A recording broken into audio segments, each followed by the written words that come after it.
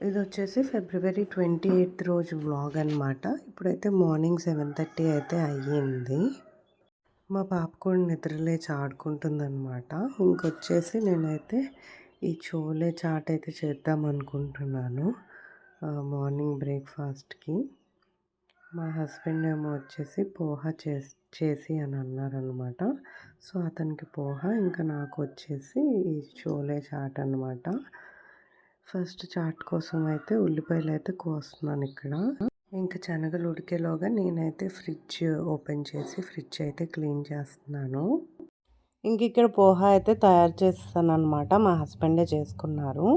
ఇంక ఇక్కడైతే chat prepare చేస్తున్నాను. శనగల్లో వచ్చేసి ఉల్లిపాయలు, అలానే కొంచెం నిమ్మకాయ, ఇంకా కొంచెం ఉప్పు, అలానే కొంచెం పెప్పర్ పౌడర్ అయితే వేసుకున్నాను అనమాట.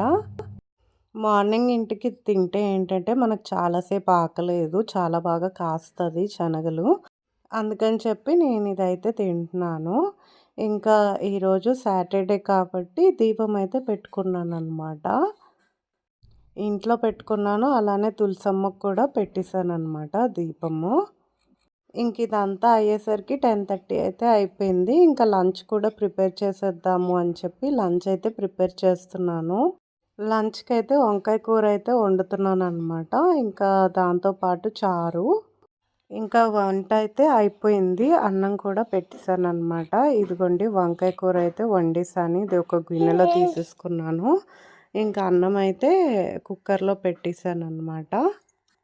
ఇంకా అన్ని పనులు అయ్యి మేము తినేసరికి 1:30 అయితే అయ్యింది. ఇంకా అప్పుడు గుర్తొచ్చిందనమాట బట్టలు ఎండేయాలని చెప్పి. ఇంకా బట్టలు అయితే ఎండేయడానికి నేనైతే మీదకి వెళ్తున్నాను. ఇంకా పాపకి జ్వరం వచ్చిందనమాట. ఏం తినట్లేదు. మధ్యాహ్నం తిన్నది కానీ రాత్రికి తినట్లేదనమాట. రాత్రికి సడన్గా జ్వరం వచ్చింది. అందుకని చెప్పి కొంచెం వెరైటీగా చేస్తే తింటుందేమో అని చెప్పి కేక్ అయితే చేశాను.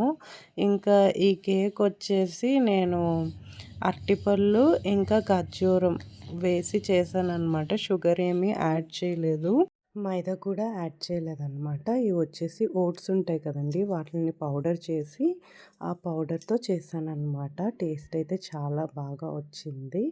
మీ ఇంట్లో ఎవరైనా కేక్స్ ఇష్టపడే వాళ్ళు ఉంటే ఇలా ట్రై చేయండి. ప్లస్ ఇది నేను కుక్కర్లోనే చేసేసానమాట. ఇది రాత్రి చేశాను కదా, అప్పటికే పాప పడుకుండిపోయింది. ఇంకా ఉదయం లేచిన తర్వాత అయితే తినిపించానమాట.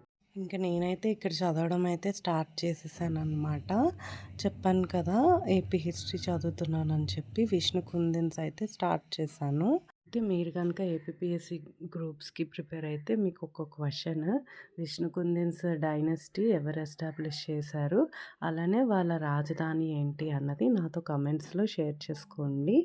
అండ్ మీరే టాపిక్ చదువుతున్నారో కూడా నాతో చెప్పండి కామెంట్స్లో.